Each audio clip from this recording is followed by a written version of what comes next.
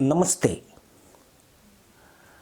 2 सप्ताह से मुल्लाई बकलोली कर रहे ईरान ने आखिर अपने तहमंद खोल दिए।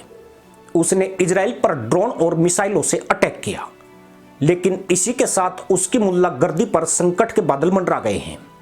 तेहरान में बैठे ईरानी नेताओं में हड़कंप के हालात हैं। हड़कंप इसलिए कि उन्होंने मुल्लाई जोश में आकर इजराइल से पंगा तो ले लिया, लेकिन अब उसके जवाबी हमले की आशंका से टोपियां पसीने से तर होने लगी है। जज्बे वाली कौम की हालत उस फटेरू जैसी हो गई है जिसके एक हाथ में तहमंद है, जबकि टांग को अजगर ने जबड़े में दबा लिया है। अगर अजगर ने टांग को चबा लिया तो फिर तहमंद खूंटी पर लटका रह जाएगा। जाइलों की मुसीबत यह भी है कि ये आपस में ही जूतम पैजार में उलझे हुए हैं, इसलिए गाजा के जिहादियों की तरह ईरान की तशरीफ भी भरे बाजार में पिटेगी। जहां तमाशाई तो बहुत होंगे, पर बचाने वाला एक नहीं मिलेगा।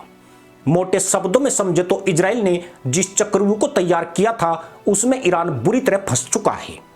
ईरान सब कुछ जानते हुए भी इजराइल के गेम प्लान का शिकार हो गया।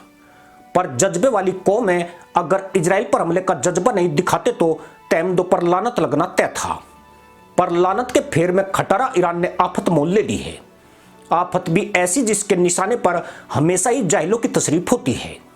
दरअसल 7 अक्टूबर को जब गाजा के मुसलमान आतंकवादियों ने इजराइल में मुल्लागर्दी दिखाई थी, तभी से ईरान उसके टारगेट पर था। इजराइल चाहता था कि ईरान सीधे युद्ध में उतर जाए। वहीं इजराइल के पास ईरान पर हमला करने का कोई बहाना नहीं था, जबकि ईरान का प्रोक्सी संगठन हिजबुल्लाह लेबनान से इजराइल पर रॉकेट दाग रहा था। वहीं लाल सागर में इजराइल से जुड़े जहाजों को यमन के हूती विद्रोहियों की ओर से निशाना बनाया जा रहा था।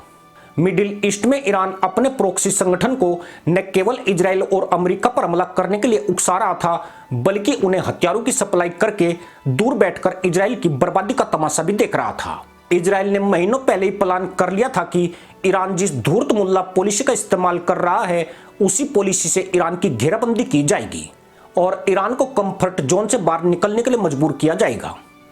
1 अप्रैल को सीरिया में ईरान के वाणिज्य दूतावास पर हमला इजराइल और अमेरिका के इसी गेम प्लान का हिस्सा था। इस हमले के जरिए ईरान के इस्लामिक रिवॉल्यूशनरी गार्ड कोर्प्स के कमांडर को मारा गया, पर इजराइल ने इस हमले की जिम्मेदारी नहीं ली। इजराइल जानता था कि दूर बैठकर तमाशा देखने वाला ईरान इस हमले के बाद मान से थूथन जरूर निकालेगा, और ठीक वैसा ही हुआ जैसा कि इजराइल ने प्लान किया था। सीरिया के हमले को ईरान ने अपनी संप्रभुता का उल्लंघन बताया। उसने इजराइल को धमकी देनी शुरू कर दी। इजराइल ने भी इस बीच ऐसे बयान दिए जिसने ईरान को और भड़कने पर मजबूर कर दिया। जाहिलों में यूं भी इतनी बुद्धि नहीं होती कि वह यहूदियों और ईसाइयों की चालों को परख सके। नतीजा यह हुआ कि 2 सप्ताह तक भौंकने के बाद ईरान ने आधी रात के वक्त इजराइल पर ड्रोन और मिसाइलों से हमला कर दिया।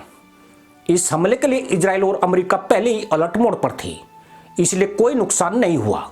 अपनी मूर्खता के चलते अब ईरान सीधे जंग में उतर गया है, जैसा कि इजराइल और अमेरिका उससे चाहते थे। इजराइल जानता है कि जब तक ईरान का पिछवाड़ा चकनाचूर नहीं किया जाएगा, उसके लिए हमास और हिजबुल्लाह से जीतना आसान नहीं है। इन संगठनों को ईरान से भरपूर खाद्य पानी मिल रहा है, वहीं हूती भी ईरान के दम पर उछल रहा है।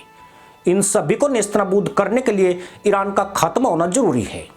जज्बे वाली कौम अब गंभीर मुसीबत में पड़ गई है। ऐसा इसलिए कि इन जाहिलों के पास जज्बा तो है, पर जंग लड़ने के लिए पिछवाड़ों में दम नहीं है। ईरान के हमले से बचाव के लिए इजराइल के पास मजबूत एयर डिफेंस सिस्टम मौजूद है, जिसने ईरान के हमलों को लगभग नाकाम कर दिया है। लेकिन ईरान के पास खुद को इजरायली हमले से बचाने के लिए ऐसा एयर डिफेंस सिस्टम नहीं है। सीधी सी बात है कि ईरान अब अल्लाह की पुकार लगाएगा या रूस चीन से गुहार लगाएगा। पर हकीकत यही है कि यह देश मुसलमानों की बजवाने में अमेरिका से भी 2 कदम आगे हैं। सही मायनों में अमेरिका, रूस और चीन ने मुसलमानों की सबसे ज्यादा बजाई या फिर बजवाई है। रूस ने अगर सीरिया, अफगानिस्तान और इराक में असुर संहार में भाग लिया, तो चीन कर्ज के लॉलीपॉप बांटकर मुस्लिम देशों का तिया पांचा करने में लगा है। इसलिए इस बार ईरान की ठुकाई शुरू हुई तो बोलेंगे तो कई देश, पर बचाने कोई नहीं आएगा। वहीं मुस्लिम देशों में ही फूट चालू हो गई है।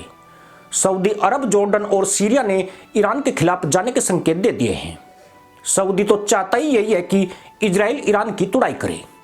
ऐसे में अब ईरान के लिए बड़ी मुश्किल खड़ी हो सकती है। पर ईरान एक बड़ी गलती कर चुका है। इजराइल को रोकना अब आसान नहीं है, वह भी तब जबकि इजराइल एक प्लानिंग के तहत ईरान को सीधे युद्ध के मैदान में लेकर आ चुका है।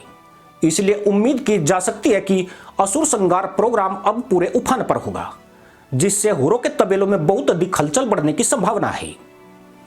इसी के साथ अनुमति दोस्तों, जय हिंद, वंदे मातरम।